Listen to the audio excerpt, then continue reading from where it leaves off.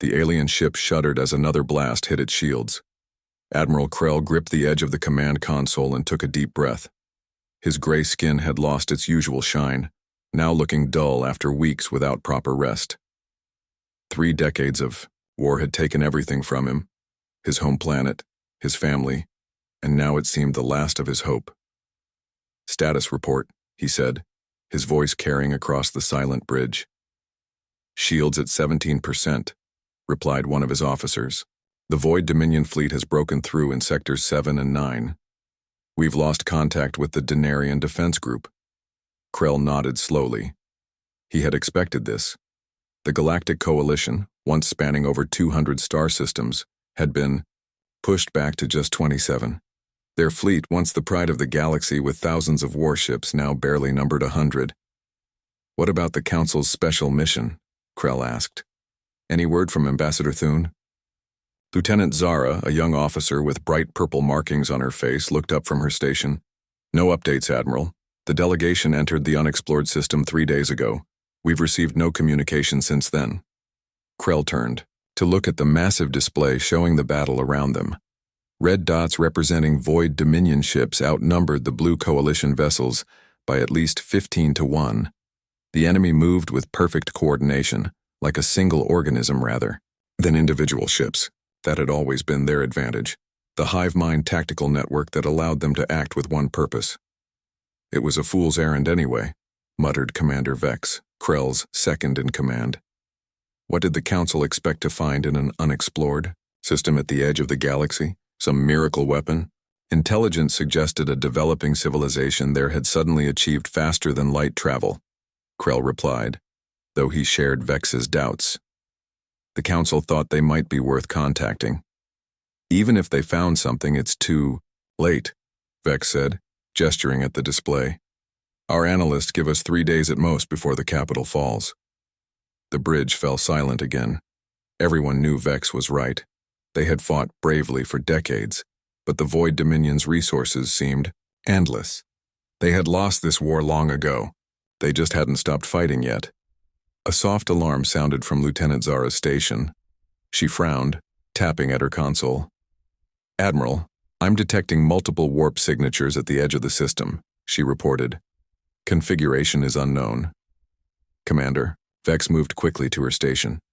"Void reinforcements?" "I don't think so," Zara said, her eyes wide. "The energy pattern is completely different from anything we've seen before. They're waiting just outside scanner range." Krell straightened his uniform, put them on screen. The main display changed to show a cluster of ships hovering at the system's edge. They looked nothing like the black, spike-covered vessels of the Void Dominion. These ships were sleek, with smooth lines and a silver-white exterior that reflected the starlight.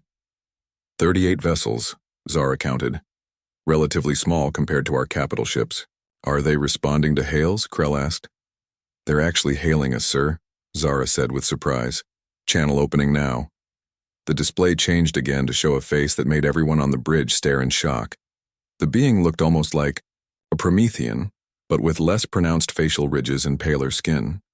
It wore a dark uniform with unfamiliar insignia. "This is Captain Susan Miller of the Earth Defense Force vessel Horizon," the being said in clear Coalition standard language. "We received your Coalition's distress signal and have come to offer assistance." Krell found his voice. "This is Admiral Krell of the Galactic Coalition. I'm afraid I don't recognize your species or political entity." The being, Susan Miller, smiled slightly. "We're humans from the planet Earth in what you call the Sol system. Until recently, we've been focused on our own development, but your ambassador made a compelling case for intervention." "Ambassador Thune reached you?" Krell asked, hope flickering for the first time in months. "Yes. We've been briefed on the situation with the Void Dominion. We believe we can help." Commander Vex leaned toward Krell. "Admiral, with all due respect, 38 small vessels can't possibly turn the tide of this war." Susan Miller seemed to hear him. "Commander, we understand your skepticism. Our fleet may seem small, but our technology took a different evolutionary path than either yours or the Dominion's. We've developed solutions that may surprise you." As if to punctuate her words, alarms blared across the bridge. "Admiral," called out the tactical officer. "3 Void Dominion cruisers just warped in. They're on an attack vector." Before Krell could issue orders, 3 of the human vessels broke formation and moved with startling speed toward the incoming threat. The Coalition officers watched in amazement as the smaller ships easily avoided the Dominion's energy weapons. "What are they doing?" Vex whispered. "Those small ships can't possibly have the firepower to—" He stopped mid-sentence as one of the human vessels emitted a pulse of blue light. The effect was immediate and bewildering. The lead Dominion cruiser suddenly stopped firing, its movements becoming erratic. The other 2 Dominion ships seemed to lose coordination as well, nearly colliding with each other. "Their hive-mind connection," Zara said in awe. "The humans somehow disrupted it." Within minutes, all 3 Dominion cruisers had been disabled without the human ships firing a single conventional weapon. Captain Miller's face reappeared on the screen. "Admiral Krell, that was just a small demonstration. With your permission, we'd like to coordinate with your forces. We believe we can end this war within 5 hours." 5 hours? Vex repeated incredulously. "This war has lasted 30 years. And yet it will end today," Miller replied with calm confidence. "We need direct access to your command network and a complete tactical overview of all battlefronts." Krell studied the human captain's face. There was something in her eyes. Not arrogance, but a steady certainty that made him want to believe her impossible claim. "Lieutenant Zara, escort our human allies to the command center," Krell ordered. "Grant them the access they've requested." As Zara hurried off the bridge, Vex moved closer to Krell. "Sir, are you certain about this? We know nothing about these humans." Krell watched the display as more human vessels moved through the system with incredible precision. "What I know, Commander, is that we have nothing left to lose. And for the first time in years, I'm looking at something I don't understand." "Sir?" "Hope, Commander," Krell said quietly. "I'm looking at hope." Captain Susan Miller walked through the corridors of the Coalition flagship with Lieutenant Zara. The alien ship was much larger than her own vessel, but Susan noted the signs of a long, difficult war everywhere. Patches covered the walls where repairs had been made, and the crew looked tired in a way that went beyond physical exhaustion. "Your ship is impressive," Susan said to break the silence. "How long have you served on it?" 7 years, Zara replied. Her purple facial markings shifted slightly as she spoke. "I joined right after my home planet fell to the Void Dominion." Susan nodded. She had read the briefing materials on the Coalition's losses. Entire planets destroyed or taken over. Billions of lives lost. The scale of suffering was hard to imagine. "Here, we are," Zara said as they reached a large door. "The command center." The doors slid open to reveal a vast room filled with holographic displays and busy officers. At the center stood Commander Vex, who eyed the human delegation with obvious suspicion. Behind Susan came her team, Commander Jack Howard, her second-in-command, Dr. Olivia Russell, the chief scientist, and Lieutenant Alan Foster, weapons specialist. They had all volunteered for this mission, knowing the risks of first contact in the middle of an alien war. "Welcome to Coalition Command," Vex said stiffly. "Admiral Krell will join us shortly." Jack stepped forward. "Thank you, Commander. We'll need immediate access to your tactical network and communication systems." Vex frowned. "That's highly unusual. Our systems contain sensitive—" "I understand your concerns," Susan interrupted. "But time is critical. Your forces are losing ground in 17 systems simultaneously. We need to coordinate our response now." Before Vex could argue further, Admiral Krell entered the room. The alien commander still looked worn, but there was a new energy in his movements. "Grant them access," Krell ordered. "Full clearance." Vex hesitated only a moment before nodding to a nearby officer. "It will be done." Dr. Russell moved immediately to one of the consoles, her fingers flying over the unfamiliar controls with surprising ease. The humans had studied Coalition technology from the information shared by Ambassador Thune, but seeing it in person was different. "What exactly is your plan?" Krell asked Susan. Susan gestured to the main display showing the various battlefronts. "The Void Dominion's main advantage is their hive mind tactical system. All their ships act as one organism. giving them perfect coordination. "We've known this for years," Beck said. "Our best scientists haven't found a way to disrupt it." Alan smiled slightly. "That's because you've been trying to jam their communications. But their system doesn't use traditional signals. It's based on quantum entanglement." Dr. Russell looked up from her console. "I've analyzed their network structure. It's impressive, but has a fundamental weakness. They use a cascading system where commands flow from central nodes outward. If we can isolate those nodes, the entire network falls apart." "How do you plan to isolate quantum-entangled systems?" Krell asked, genuine curiosity in his voice. "With these," Susan said, activating her personal device to show a hologram of a small device. "Field disruptors. They create localized bubbles, where the laws of physics are temporarily altered. Quantum entanglement can't function inside them." The coalition officers stared in disbelief. "That's impossible," Vex said eventually. Jack shrugged. 6 months ago, we would have agreed with you. But necessity drives innovation. Earth was isolated for most of its history, forcing us to find unique solutions to technological problems. Alan continued, "We'll position our ships at 5 strategic points across your defense grid. From there, we can deploy the disruptors to maximum effect." Susan turned to Dr. Russell. "Olivia, what have you found in their defense systems?" Dr. Russell frowned at the display. "Their shield technology is actually quite advanced, but they're using only a fraction of its potential. If we reconfigure the energy distribution using our quantum principles, we could increase effectiveness by at least 300%. "You can do that?" Krell asked. "With your permission, yes," Dr. Russell replied. "I'll need to work directly with your engineers." Krell nodded, then turned to Susan. "You said 5 hours. How do you divide that time?" Susan stepped to the main display and began marking points on the galactic map. Hour 1. We position our vessels and activate the first field disruptors. Hour 2. Dr. Russell implements the shield modifications. Hour 3. We deploy the Nash-Fitzgerald probability engine to predict and counter void tactics. Hour 4. Neutralize their command vessels. Hour 5.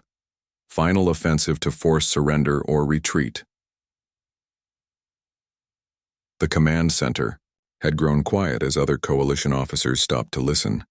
Many looked skeptical, but others showed the first faint signs of hope. "This Nash-Fitzgerald thing," Vex said. "What does it do?" "It analyzes patterns and predicts outcomes," Jack explained. "We feed it data on Void Dominion tactics from the past 30 years, and it can tell us exactly what they'll do next with 97% accuracy." A low murmur spread through the room. Such technology would change everything. Suddenly, alarms blared throughout the command center. A coalition officer rushed to Krell. "Admiral, the Void Dominion has launched a major offensive against the Proxima defensive line. They've broken through in 3 sectors." Krell looked grim. "That's our last line before the capital." Susan stepped forward. "This is it then. We start now." She activated her communication device. "Horizon, this is Captain Miller. Deploy all vessels according to Plan Alpha. Commence Operation Turning Point." She turned to Krell. "Admiral, I need a direct line to all coalition commanders across all systems." For a moment, indecision flickered across Krell's face. Then he nodded firmly. "Do it." Screens throughout the command center showed the human vessels moving into position with incredible speed. The smaller ships easily outmaneuvered the bulkier Void Dominion cruisers, which seemed confused by the newcomers. Dr. Russell was already working with coalition engineers, explaining concepts that had them alternating between disbelief and excitement. Alan had left to coordinate the deployment of the field disruptors, while Jack worked on integrating human targeting systems with coalition weapons. Susan stood next to Admiral Krell, watching the first moves of their plan unfold. "I hope you're right about this," Krell said quietly.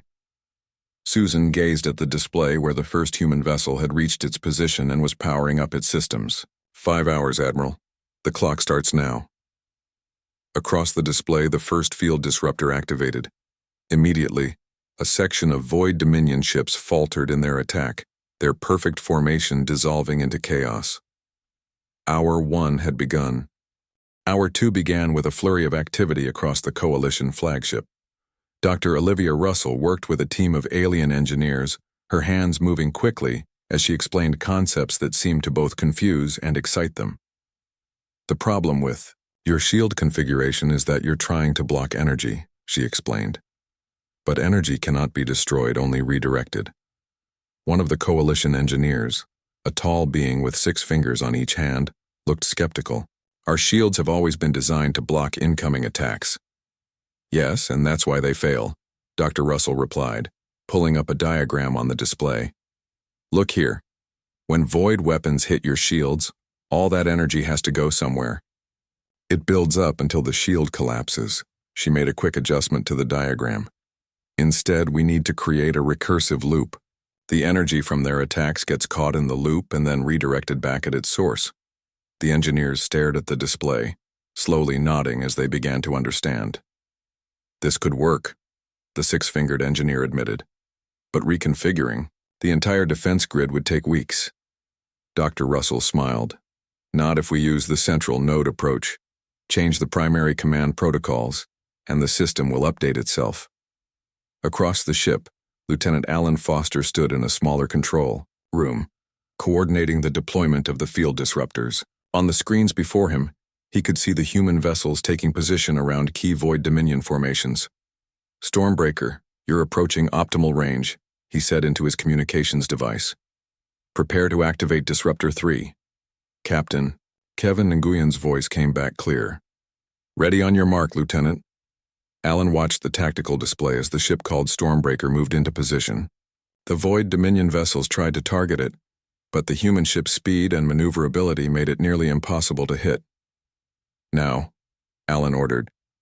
A pulse of blue light erupted from the Stormbreaker, expanding outward in a perfect sphere. When it touched the Void Dominion ships, their movements instantly became erratic. Some drifted aimlessly while others began firing in random directions, occasionally hitting their own allies. Disruptor 3 active and stable, Kevin reported. Field. Integrity at 92%, Alan smiled. Excellent. Moving to Phase 2.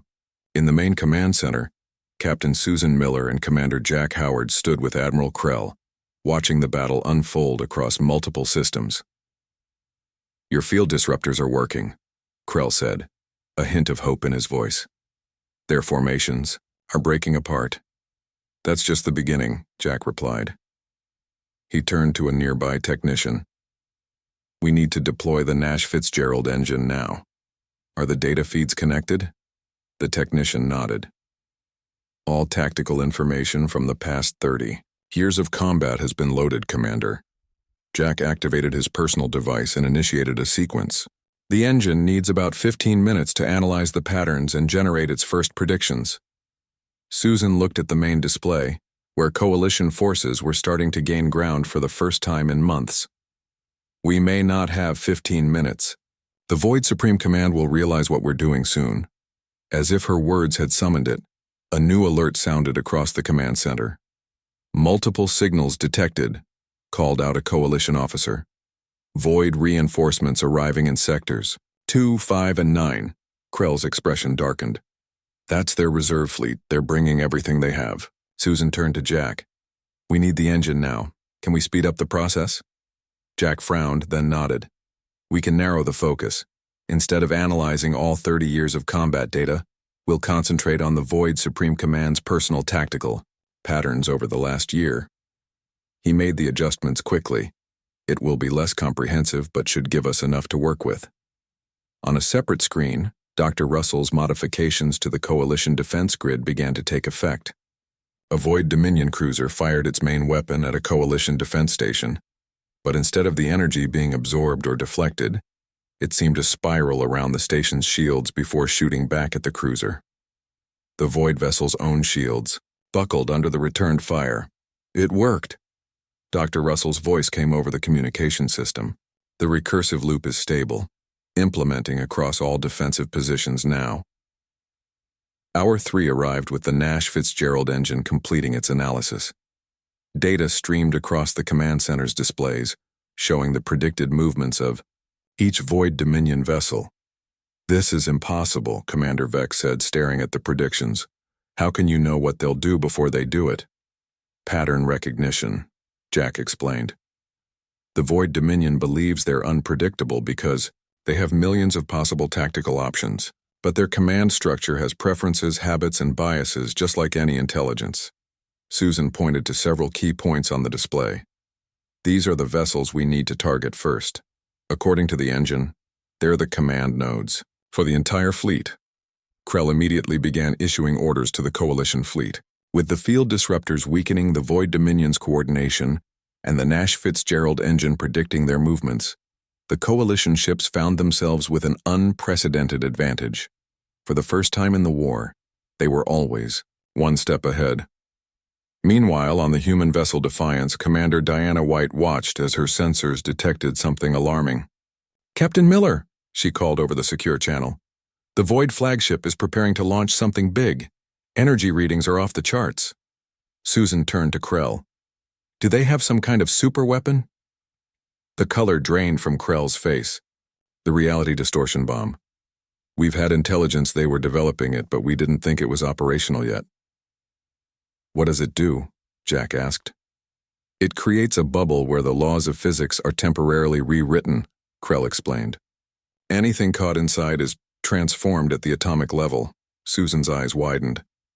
"They're targeting your capital planet, aren't they?" Krell nodded grimly. 7 billion lives. Susan activated her communications device. "Commander White, intercept that weapon at all costs. You're authorized to use the singularity containment field." "Understood," Diana replied. "Moving to intercept now." The Defiance broke formation, accelerating toward the Void flagship with astonishing speed. On the tactical display, they could see the Void vessel beginning to glow with strange energy. "Will your ship make it in time?" Krell asked, tension evident in his voice. Susan watched the display, her face determined. "It has to. Otherwise, everything we've done here won't matter." As Hour 3 came to a close, the Defiance raced against time while battles raged across 17 star systems. The war that had seemed lost just hours ago now hung in a delicate balance, and the clock was still ticking.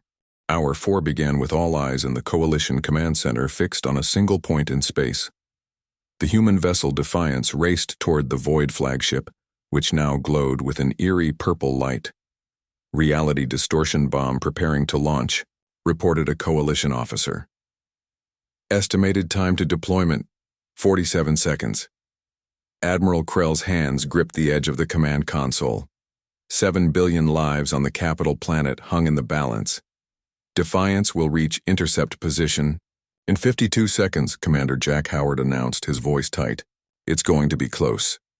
Captain Susan Miller activated her communication device. "Commander White, status update." Diana White's calm voice came through the speakers. "Singularity containment field charging at maximum rate. We'll only get one shot at this." On the tactical display, they could see the Defiance pushing its engines beyond safety limits. The small human vessel looked tiny compared to the massive Void flagship. 30 seconds to bomb deployment," announced the Coalition officer. Susan turned to Jack. "If the Defiance doesn't make it in time..." "We have no other options," Jack replied quietly. "No other vessel can generate a containment field." The tension in the command center was so thick it seemed hard to breathe. Coalition officers who had spent decades fighting this war now watched helplessly as their fate rested in the hands of humans they had met just hours ago. 20 seconds to bomb deployment. Susan's device beeped with an incoming message. It was from Lieutenant Alan Foster. "Captain, I've managed to extend the range of Field Disruptor 4. It won't stop the bomb, but it might delay the launch sequence by a few seconds." "Do it," Susan ordered immediately. On the display, they could see a blue pulse expand from one of the human vessels. When it reached the edge of the Void flagship, the purple glow flickered briefly. "Bomb deployment delayed by 7 seconds, reported the Coalition officer, a note of hope in his voice.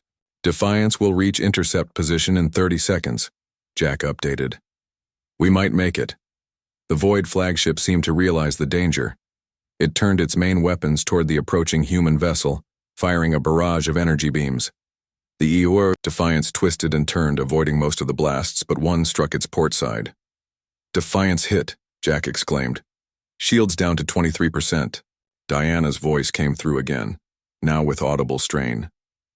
We're still operational. Continuing approach. The Void flagship fired again, but this time something unexpected happened. The beams curved away from the Defiance, seeming to bend in space. What was that? Krell asked in amazement. Dr. Olivia Russell's voice answered through the communication system. That's our gravitational lens technology. The Defiance is bending space around itself to deflect energy weapons. On the display, the reality distortion. Bomb finally launched from the Void flagship. It looked like a small sphere of swirling darkness, moving slowly at first but gaining speed. Bomb deployed, announced the Coalition officer. Impact with capital planet in 90 seconds. The Defiance adjusted its course, accelerating directly toward the deadly weapon. Commander Diana White's voice came through once more. Singularity containment field at full charge. Initiating intercept in 5, 4, 3, 2, 1. A blinding flash of light filled the tactical display as the Defiance released its containment field. A small, controlled black hole formed in space, directly in the path of the reality distortion. Bomb. The swirling darkness of the bomb met the perfect blackness of the singularity. For a moment, nothing seemed to happen. Then, the bomb began to distort, stretching as it was pulled into the singularity. The laws of physics that the bomb was designed to bend were already warped beyond recognition by the black hole's gravity well. It's working, Jack exclaimed. The singularity is containing the bomb's effect. Everyone watched as the reality distortion bomb was completely consumed by the black hole. Then, just as suddenly as it had appeared, the singularity collapsed in on itself and winked out of existence. A cheer erupted across the command center. Coalition officers who had known nothing but defeat for years finally had something to celebrate. Susan didn't join in the celebration. Status of the Defiance? She asked urgently. There was a tense pause before Diana's voice came through, weaker than before. Defiance operational, Captain. We've sustained heavy damage from the gravitational backwash, but we're still in one piece. Susan let out a breath she hadn't realized she was holding. Well done, Commander. Return to formation when able.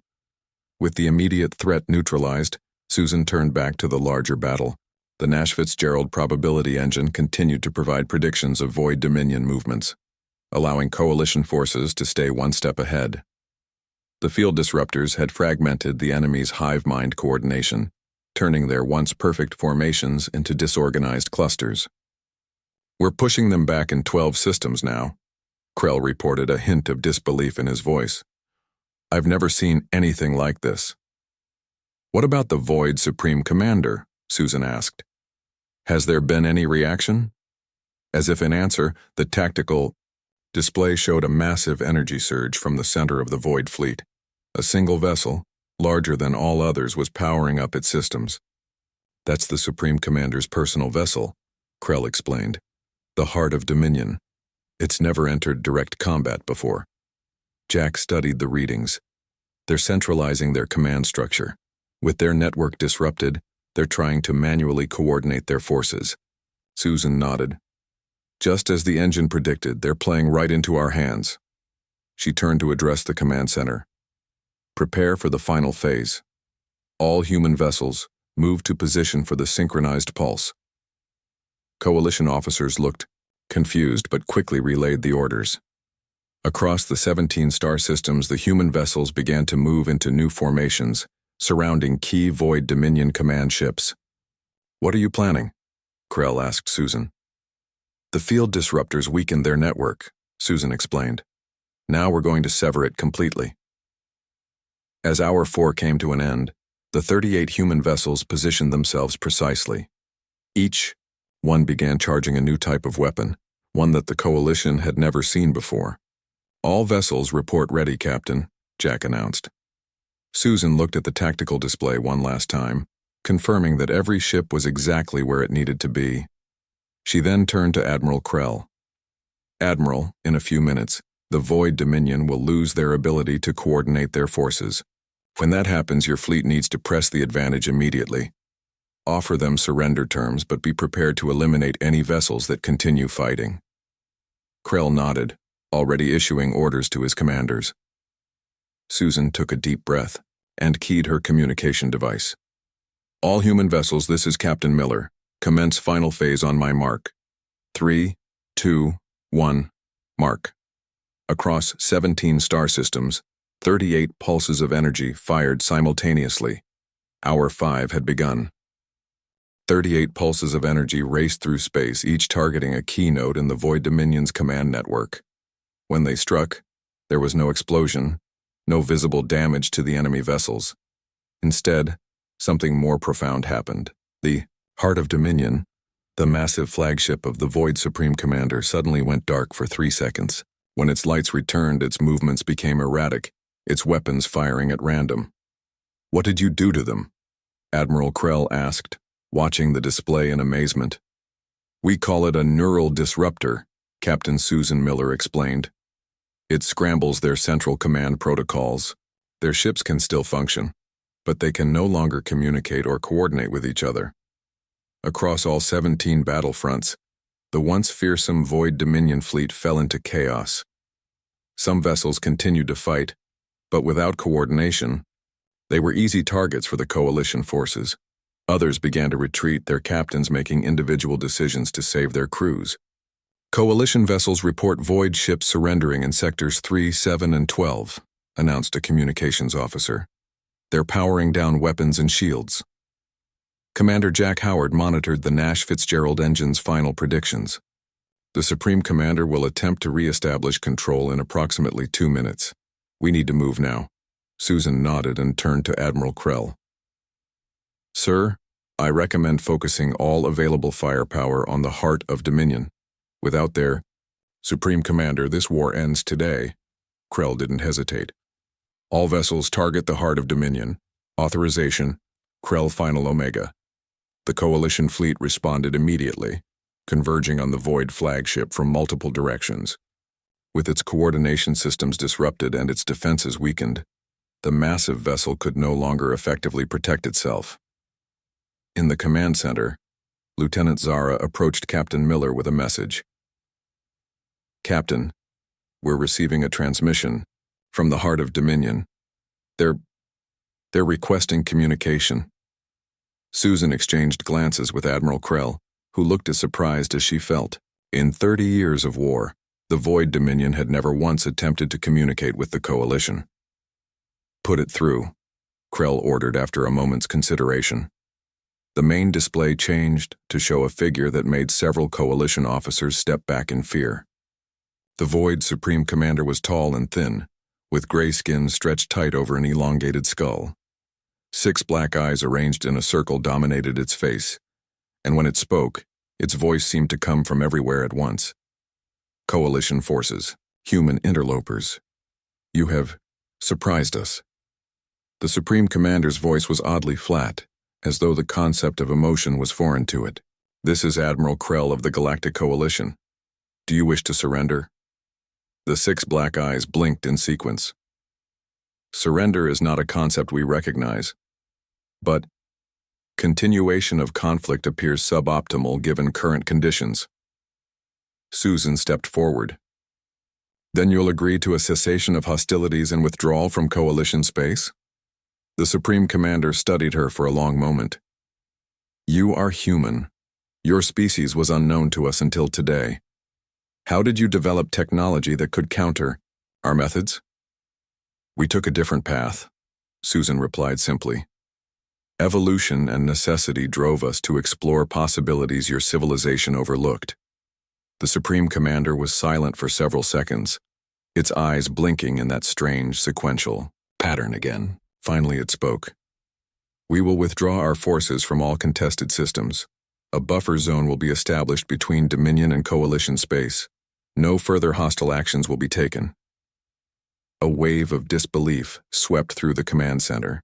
Coalition officers who had fought for decades suddenly found themselves facing the prospect of peace. Admiral Krell's voice was steady, though Susan could see the emotion he was holding back. These terms are acceptable as a preliminary agreement. Formal negotiations will follow. The Supreme Commander gave what might have been a nod. It will be done. Your unexpected variables have forced a recalculation of our expansion strategy. The transmission ended abruptly. For a moment, the command center was completely silent. Then, as the reality sank in, cheers erupted from every corner. Coalition officers embraced each other, some laughing, others crying openly. Admiral Krell turned to Susan, his eyes bright with unshed tears. 5 hours. You said it would take 5 hours, and it did. Susan smiled. Sometimes timing is everything, Admiral. Across the 17 star systems, Void Dominion vessels were powering down weapons and beginning to withdraw. The Coalition ships maintained their positions, cautious but hopeful. After 30 years of constant war, peace seemed almost unimaginable. In the hours that followed, Susan and her team worked with Coalition leadership to establish monitoring systems and verification protocols. The human vessels remained deployed, at key points ready to respond if the Void Dominion broke their word. But as the day ended, it became clear that the war was truly over. The Void forces continued their orderly withdrawal, leaving Coalition space for the first time in 3 decades. 2 days later, Susan stood with Admiral Krell in an observation lounge, watching distant stars. The Coalition flagship was docked at the capital planet, which had narrowly avoided destruction. Your people want to thank you personally, Krell said. The Coalition Council is preparing a ceremony to honor Earth and its representatives. Susan shook her head slightly. That's not necessary, Admiral. We didn't come here for recognition. Then why did you come? Why risk yourselves for a civilization you'd never even met? Susan was quiet for a moment, considering the question. Because it was the right thing to do. Earth spent most of its history divided, fighting amongst ourselves. We learned the hard way that cooperation is the only path to survival. She turned to look out at the stars again. When your ambassador arrived and told us about the war, we saw an opportunity to help prevent another civilization from making our mistakes. Krell studied her with newfound respect. And now? What will humanity do now? We'll help rebuild what was damaged, Susan replied. Share our technology where it can be useful. Learn from you what we can. But mostly we hope to be good neighbors in this part of the galaxy. Krell nodded slowly. I think we would like that very much. On the planet below, celebrations continued as news of the war's end spread. 30 years of conflict had been concluded in just 5 hours because of humanity's arrival. People who had known nothing but war their entire lives now faced the unfamiliar prospect of peace. In orbit above the planet, the 38 human vessels remained, their silver-white hulls reflecting the light of the system's sun. They were small compared to the massive Coalition and Void ships, hardly noticeable unless you knew to look for them. But everyone was looking now. Everyone knew their story. The civilization that came from nowhere and ended a war that had consumed a third of the galaxy. The humans who arrived when all hope seemed lost and changed everything in just 5 hours. As Susan watched the stars with Admiral Krell, she wondered what this new chapter would bring for both their peoples. The war was over. The real work was just beginning.